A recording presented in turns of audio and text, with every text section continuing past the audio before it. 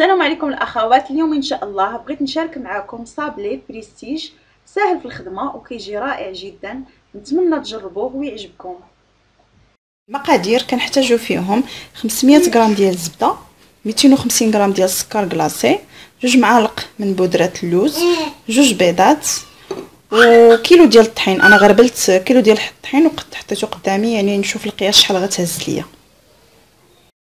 نبداو على بركه الله. كندير الزبده، نزيد فوق منها السكر،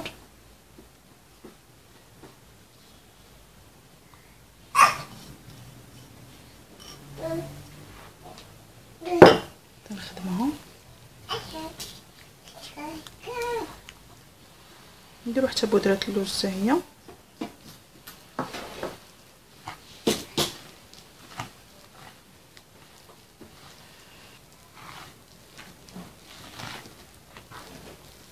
بعد ما دخلنا الزبده في السكر في الزبده عفوا، غندير البيض،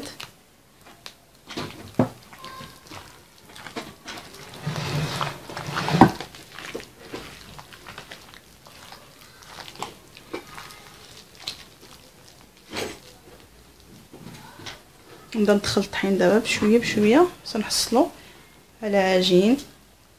العجينه ما كتعلقش، يعني نعجنوها عجينه الصابلي ما كتعلقش، كنجمعوها بالاصابع ديالنا. نستمر على هذه الطريقه حتى ندخل الطحين كامل في العجين. بعد ما جمعنا العجينه كما كتشوفوا، شديت قسمتها على جوج، وحده درت فيها الكاكاو، زدت 2 معالق ديال الكاكاو، وحده خليتها غير هكذاك. غادي نديرهم في بلاستيكه ونخليهم واحد نص ساعه يرتاحوا في الثلاجه، من بعد نشكلوها ان شاء الله. بعد ما ارتاحت لي العجينه واحد نصف ساعه، من نبداو في الشكل الاول.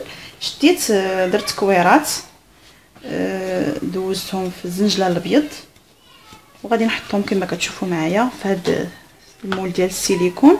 انا اختاريت الشكل قلب، وعندي حتى اوفال حتى هو، المهم نتوما لكم الاختيار. غادي نديرهم في المول، من بعد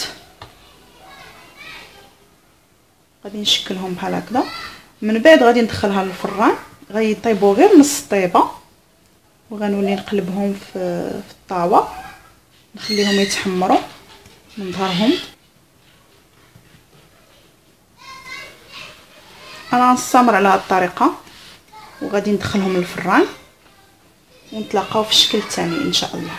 الشكل الثاني كما كتشوفوا معايا، شديت العجين حربلتها في سنيده كما كتشوفوا هي سنيده، ديتو جبتو على هذا الشكل تعطيني شكل اسطواني. خديت السمك اللي بغيت وغنبدا نقطع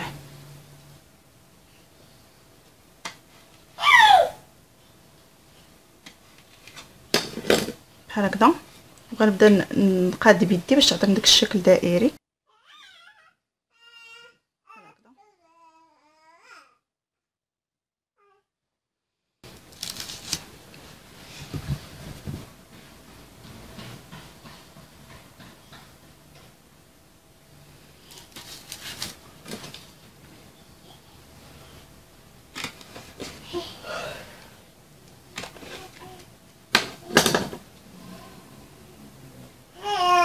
غنكمل على هذه الطريقه هكا، وغندخلها للفران تحمر ليا من جوايه بجوج، ونوريكم الشكل النهائي.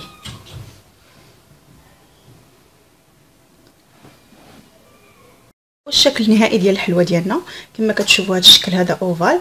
درت له من بعد ما طاب وتحمر، درت 2 معالق ديال ناباج ومعلقه ديال الجليكوز، سخنتهم فوق البوطه شويه، زدت معاهم الروح ديال الحامض.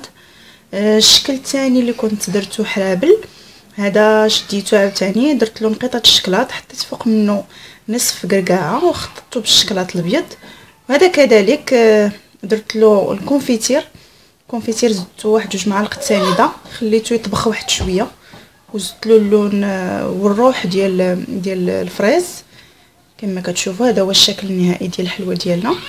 نتمنى تعجبكم وتجربوها وبالصحه والراحه. نتمنى يعجبكم الفيديو، ما تنساوش تبارطاجيوه مع الاصدقاء ديالكم، ضغطوا على زر اعجاب ومشاركه، ديروا تعليق فيه الاراء ديالكم.